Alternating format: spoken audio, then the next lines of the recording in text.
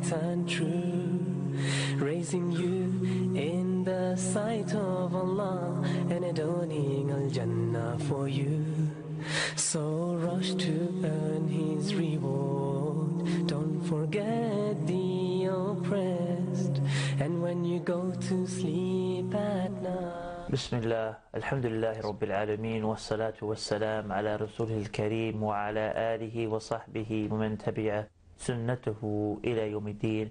Assalamu alaikum wa rahmatullahi wa barakatuh, and welcome again to another episode. And obviously I'm your host Ismail Bullock, and last but not least, Gabriel Al Romaani.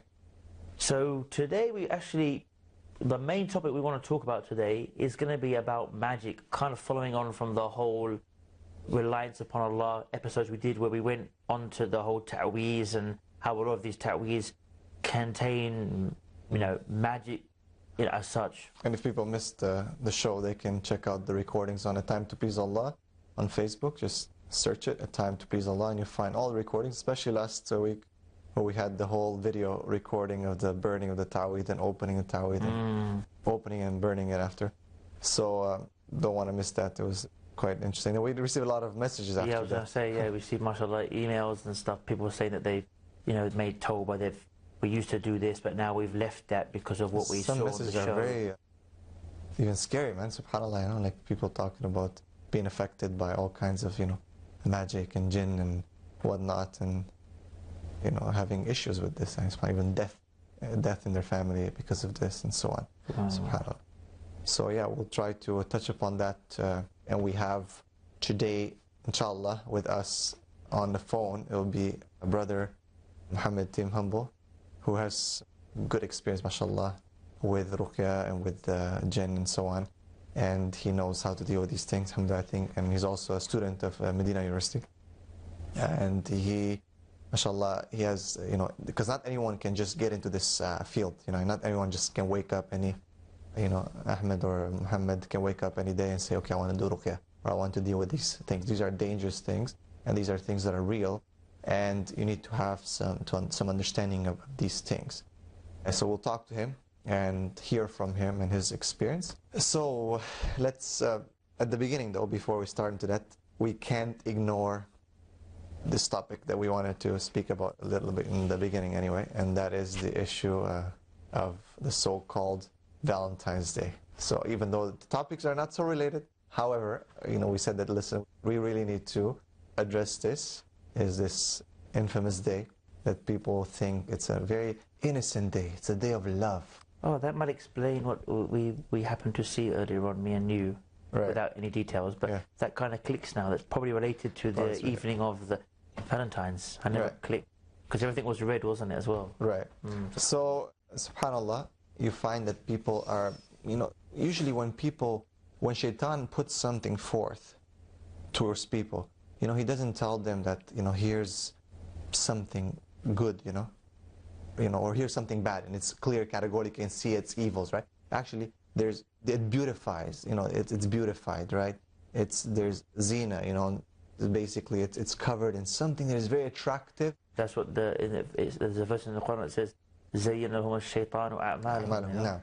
So, like, it's being basically beautified. So when you look at it, he doesn't tell you, here's, a bottle of alcohol that's going to burn your liver and so on. He says, here's a bottle of nice, it's a love drink, a spirit, it's beautiful, you're going to feel happy, and when you put arguments forth towards, people drink or people do certain, ills, they say, well, what's wrong with it? It feels good, it increases heart rate and circulation, and, they kind of come up with all kinds of interesting arguments or, things that make it, make the thing sound so nice, come on, you're extreme, man. What's wrong with you? And how come you're so strict against it? You're so closed, you need to think outside the box, you need to be very embracing, accepting, and so on, right? And subhanAllah, it comes the time where people start looking at the people who are doing, inviting people towards goodness. They look at him as like, man, this guy is way backwards, and he should be in line with, what's wrong anyway? The day of love,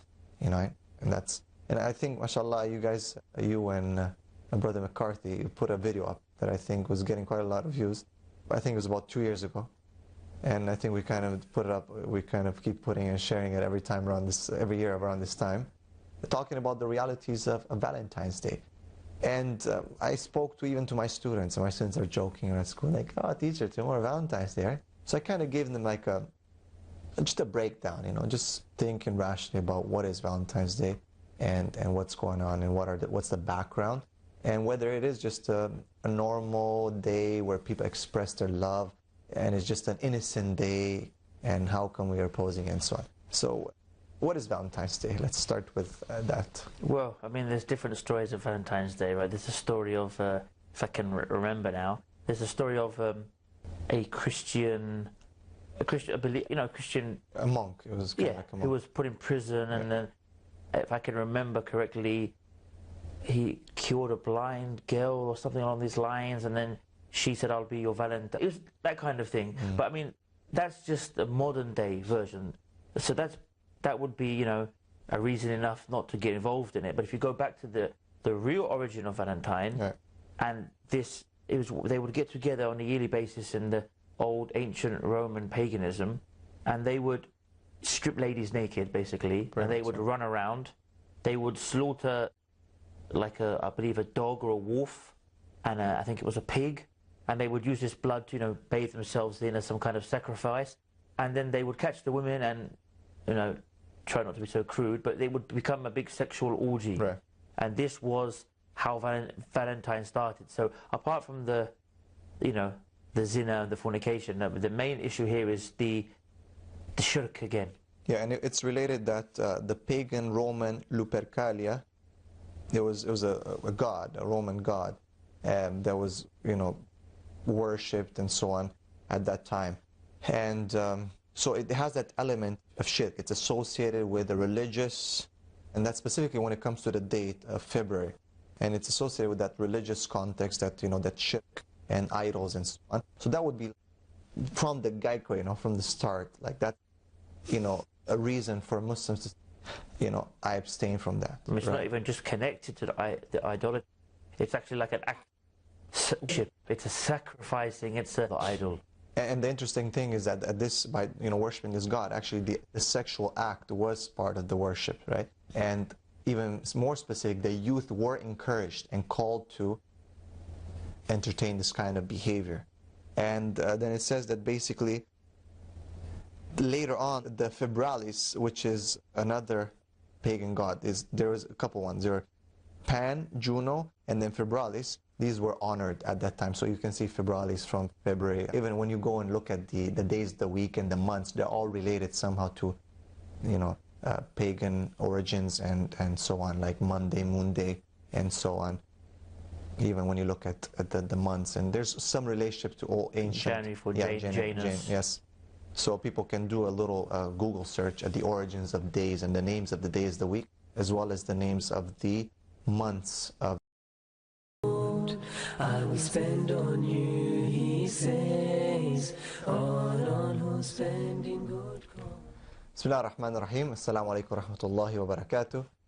Welcome back. Yeah, going back to the whole issue of Valentine, which was, he was a monk, as you said, and he was, in some accounts it says that he used to basically marry youth in secret. Oh, right? yeah. Right, so that was one of the things, the whole love. Youth who could not come together, they were in love and so on, but they're hiding, and the parents maybe were not agreeing, or culturally or whatnot, maybe they're involved in some premarital things. And I think so it was something to do with the rulers at the time. There had to be a certain way that had to be done, and it was very hard for people to do it. Yeah. So he looked at it as some kind of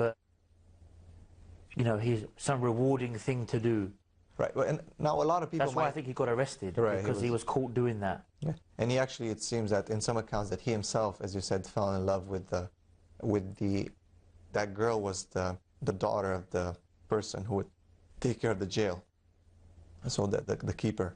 So anyway, but a lot of people put the argument forth that, well, wait a second. I mean, it's different. Yes, it's origins, but now it's evolved. It's different. It symbolizes something so beautiful and so, so innocent, love. And I was reading an article today in the newspaper that people are complaining.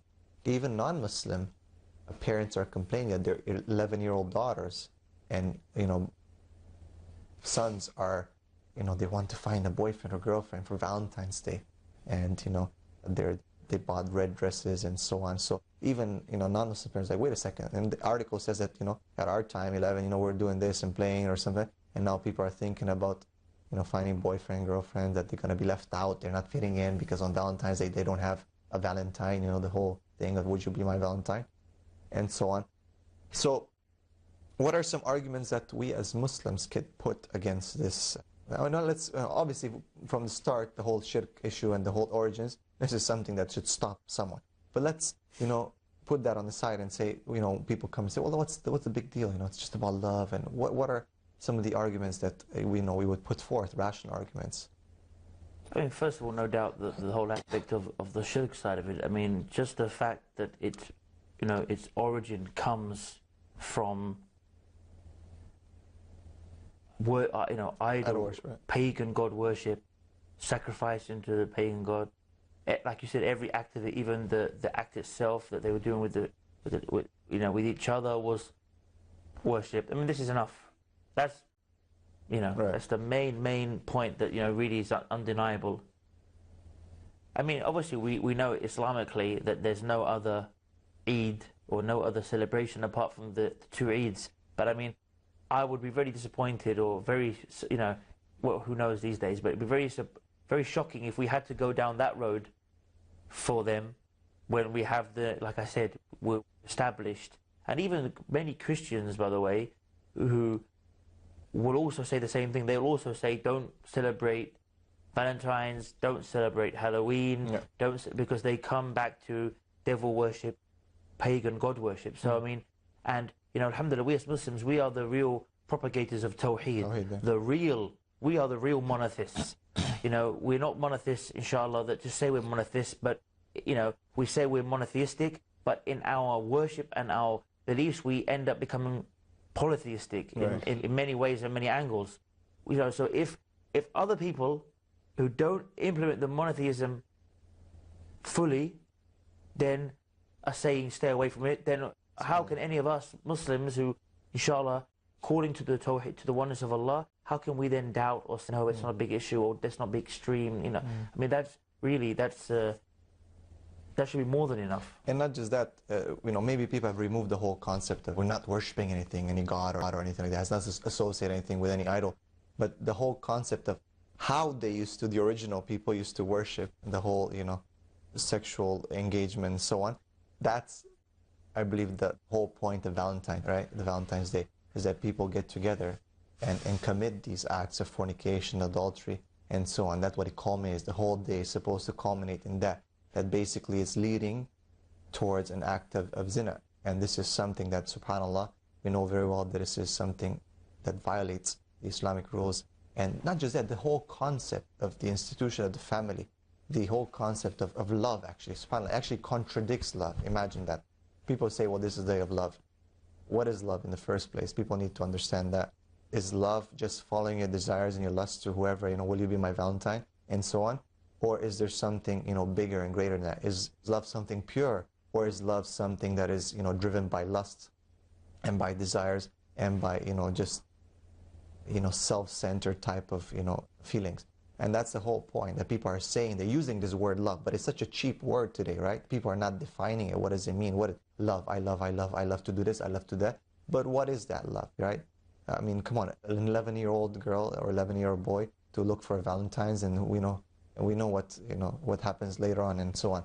So the issue is that the whole concept of this, the sexuality and the acts, and these are all parts of this day that is pushing and it's being pushed over and over, be it what the places are, the whole commercialization of the day, right? It's all painted in that sexualized way, and everything that goes with it, right? And this is where Allah subhanahu wa ta'ala says, وَلَا تَقْرَبُوا zina. Don't even come close to zina, subhanAllah. Don't even get close to it. It doesn't say don't commit zina, don't come to it. So anything that would lead to it, as the principle of fiqh, is that anything that leads to something haram, it itself can be haram. So of course, even the whole, it's not a big deal, it's just, and parents sometimes they even say, it's so cute, look at that, subhanAllah, and then 9 months later, the girl's, a'udhu billahi, pregnant, and now it's not that cute anymore. And now it's like, it's a headache, and you have issues and so on.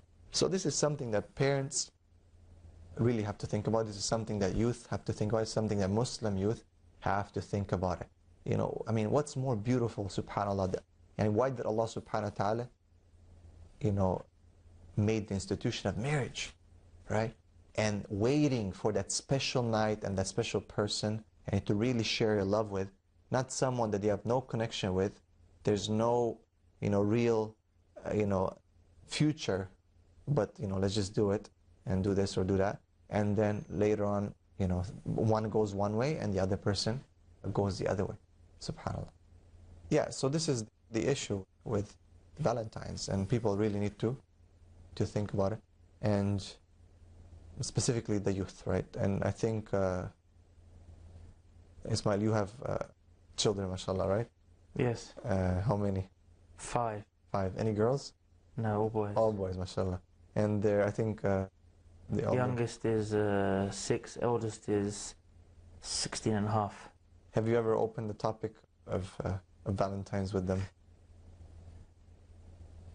I don't really remember, because even though it's here, but it's not here as much as other places. I'm pretty sure I made a point of, when I did that video, especially as back then my eldest would have been around 14 and a half, and even my other one who was back then 12, I purposely made sure that they watched the video and understood that it goes, apart from it generally being haram because of the zina aspect to it and the free mixing and permissibility, I emphasized on the fact that it goes back to some kind of shirki belief. So I always make sure that, when it comes to any of these things, whether it be these kind of celebrations or whether it be certain kind of books or certain kind of cartoons or whatever it may be, which is actually relevant because we're going to be talking about magic. So, right. I always make sure that I emphasize them on how these things go back to, to these areas of shirk and areas of disbelief, no matter how harmless it is. Harry Potter looks fun to people, but as we said before, it's all magic. Even the words they use, like hocus pocus, abracadabra, they go back to this famous British magician who used to, who he said, I had to do all of the most disgraceful, perverted acts, and then I had to sit in a cave naked with smeared in my own in my own defecation, basically, right, for the spirits to come to me to teach me magic. And he's the one who invented this hocus pocus, abracadabra. We see Disney and we see everyone in the kids' cartoons. Hocus and pocus, that's the whole point, though. And it all looks so fun and nice, but these words are coming back from some guy who did the most satanic and most perverted things and disgusting things that we could even probably imagine. And he's the one who invented these so-called magic spells, but now they're showing our children in cartoons a friendly magician saying hocus pocus. But it goes back to some kind of devil worshipper. Right. And this we'll leave Valentine's behind. I hope that the people have a clear understanding of what we said, and that they consider and especially ولا تقربوا الزنا. Don't get close to zina. إنه كان فاحشة وساء سبيلا. Allah subhanahu wa ta'ala says that indeed it's something very bad and one of the worst paths to take. Subhanallah. And Allah's given us a very clear explanation. And again, if you want to feel the the real meaning of love, for this manifestation of love, but through a halal means. There's a way to go about it. You got halal and haram, and people are going. Mustafa from Libya. Assalamu alaikum wa rahmatullah. I think we have a phone call. From Libya. Assalamu alaikum. Assalamu alaikum. Alaikum salam wa rahmatullah.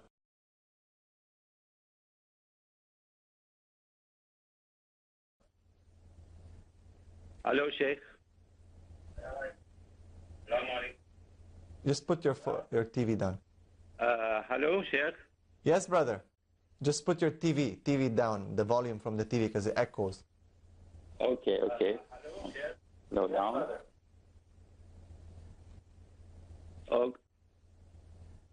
Okay. Good. How are you, Sheikh? We're good, alhamdulillah. I need to share a point with you. I mean, what is the age you see it is possible for marriage. I have a friend, his age is 19 or 18, and he tell me that it is not a nice age for the marriage. Do you think it is the marriage should be for 19 or 20 or what? I need your advice for this. Barakallah. Jazakallah. Hello? Yes. Thank you. Ismail, what do you think? Good question. I would say that it depends on every individual, but the Prophet ﷺ, he encouraged people to marry young. He said, "O Shabab, whoever from you can marry, then marry, otherwise let him fast." So those who are able to marry should. For example, I married when I was 17. Yes, sir. Alhamdulillah. And that is the best time to marry, because you're young and you get to, if Allah blesses you with the children, you get to be able to interact with the children as if you are almost like one of their elder friends, rather than them looking at you as an old person who doesn't understand how they think, in many ways. So, the best thing, inshallah, is to marry when young. And if you can marry when you're 17, 18, 19, if the person's, emotionally and psychologically ready for that, then that's absolutely fine, inshallah. Till next time, we wish you the best, inshallah. We leave in the protection of Allah subhanahu wa ta'ala. This is your host, Gabriel Al Romaani, and your host, Ismail Bullock. Assalamu alaikum wa rahmatullahi wa barakatuh. A chance to gain reward I will spend on you, he says, on who spend in good cause. Good deeds are opportunities, sparkling bright and true, raising you